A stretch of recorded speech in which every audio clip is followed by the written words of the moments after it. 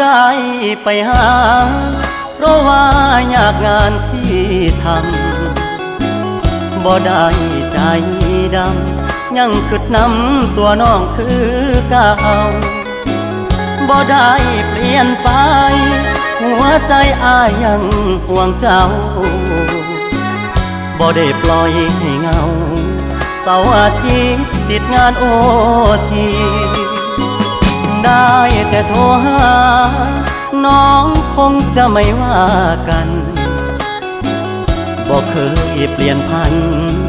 สัญญาหักมันคนดีบ่ได้กักมีกิ๊กบ่ได้เลีกสัญญาที่มีย้อนงานยุ่งอีหลีคนดีอย่าเครียดอายเด้อขอห